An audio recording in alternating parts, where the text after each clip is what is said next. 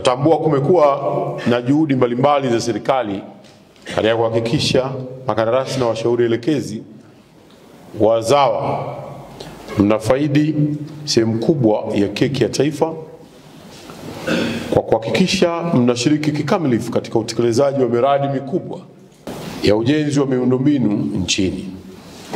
Ndugu makandarasi, kama mnavyofahamu, serikali iliandaa sheria mpya ya ununuzi wa umma ya mwaka 2023 na kanuni zake za mwaka 2024. Sheria hii imetoa nafasi kwa wazawa kutekeleza miradi mikubwa zaidi ya hadi kufikia thamani ya shilingi bilioni 50.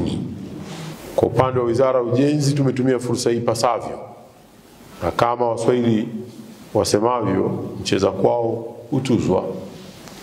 Takumbuka tulipita kipindi kigumu cha mvua za El Nino na kimbunga Hidaya, na ninyi mlikuwa kimbilio namba 1 katika urejeshaji wa mawasiliano ya barabara katika kipindi chote hicho.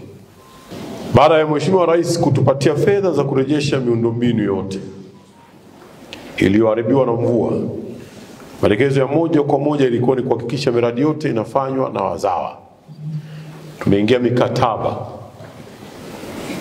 ya takriban ya jumla ya shilingi bilioni 554.5 kwa ajili ya miradi hii, na kati ya mikataba hiyo jumla ya shilingi bilioni 412 inatekelezwa na wakandarasi wazawa ambao ni sawa na 74%.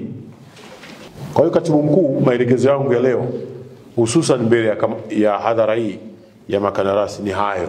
Msione haya kwenye jambo la kuwajenga wataalamu wetu wa ndani. Mmekuwa waungwana, hampiti barabarani kusema hovyo.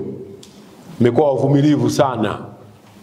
Na ndio maana mimi mkutano wa leo kazi yangu ilikuwa ni moja tu, kuwaona mnifahamu. Mheshimiwa Waziri, nafurahi kuwajulisha makandarasi hawa kuwa kwa sehemu kubwa changamoto hizo zimefanywa kazi na zilizobaki zinaendelea kufanywa kazi na serikali, ambapo kupitia mabadiliko yaliyofanywa kwa sheria ya manunuzi ya umma, kwa sasa kazi zote ambazo thamani yake haizidi bilioni 50 zinatakiwa kufanywa na makandarasi wa ndani. Tunashukuru sana serikali yetu kwa